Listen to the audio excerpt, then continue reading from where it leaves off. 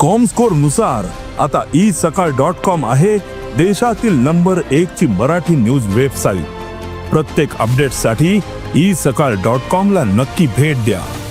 मराठी लोकांनी सामान्य मतदार म्हणून राहून चलचेना। मराठी मोग्यांनी आपली वोट बँक तयार करपाची गरज आसा अशें विधान सुभाष वेलिंगकारान केलें।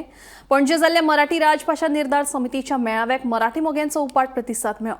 ह्या वेळार सुभाष वेलिंगकार उलयतालो। येता त्या विधानसभा वेंचणुकेत मराठी मोग्यांनी आपली ताकद दाखोवपाचें आव्हान सुभाष वेलिंगकारान केलें। राजभाषा कायद्यात मराठीला जे स्थान दिलं गेलं ते असंच नाही मिळालं। एक फार मोठं आंदोलनातून मराठीला सहभाषिता दर्जा मिळाला। वास्तविक मराठी ही एकमेव राजभाषा व्हायला हवी होती, पण नाही, अन्याय झाला, मराठीवरती अन्याय झाला। ठीक आहे, सगळं आम्ही सोसलं सगळं, पण जसा वेळ जात गेला त्यांचा विरुद्धपणा कळून चुकला। आज 38 वर्षांनी आपण सगळे कोकणीची प्रगती बघत आहोत। मग कोकणीबद्दल काही म्हणणार नाही, काय भानगडी त्यांनी केल्या आणि कशी राजभाषा झाली काहीही म्हणणार नाही। साहित्य अकादमीने कशी मान्यता दिली, घटनेच्या 8व्या परिशिष्टात ती कशी सामील करून घेतली गेली यावरही मी काही बोलणार नाही आहे। पण आज 37 वर्षांनी म्हणजे 4 गरिबाच्या बहुजनाच्या 4 पिढ्या बर्बाद झाल्या। ज्या भाषेला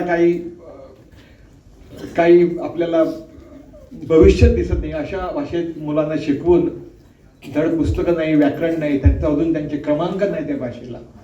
आज आमच्या जबरदस्ती ती भाषा आम्हाला शिकवली जात आहे आणि ज्या माझ्या मराठीने जेवढं सोसलं आहे ते आता खूप झालेलं आहे। पुढे कधीतरी योग्य वेळी आपल्याला मराठी प्रेमींचे एक विशाल शक्ती प्रदर्शन घ्यायचे आहे। 15-20 हजारांचा समुदाय सहज एकत्र आणायचा आहे।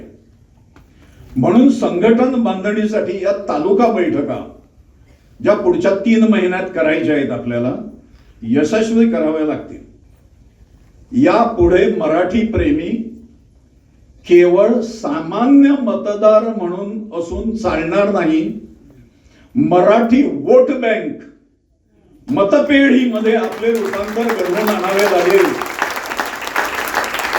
एक आमदाराला गाठून एवढी मतं जर तुला पडली नाहीत तर तू निवडून येणार नाहीस, हे सांगण्याची ताकद आपणा सर्वांना आली पाहिजे।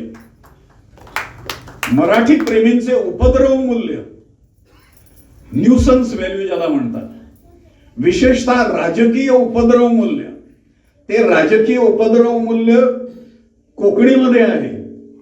गुंडगिरी, दादागिरी, हिंसाचार जो त्यावेळी झाला, हे सगळे जे आहे ते राजकीय उपद्रव मूल्य आहे। आपण सगळे सज्जन आहोत, घरी बसणारे, कोणाला शिव्या न घालणारे, कोणाच्या अंगावर न ओरडणारे। राजकीय उपद्रव मूल्य म्हणून काय असतं हे प्रत्येकाला माहित असेल, ते आपल्याला वाढवावे लागेल।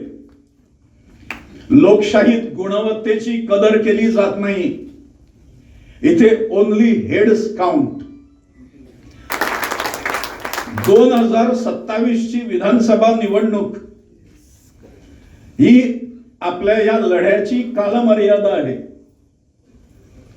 2025 आणि 2026 अशी 2 वर्षे आपण दम धरायचा आहे, कार्य करायचं आहे, संख्येचं प्रकटीकरण करायचं आहे, शक्तीचं प्रकटीकरण करायचं आहे। या 2 वर्षात संपूर्ण मराठी समाज आपल्याला ढवळून काढावा लागेल आणि आपण तो काढूच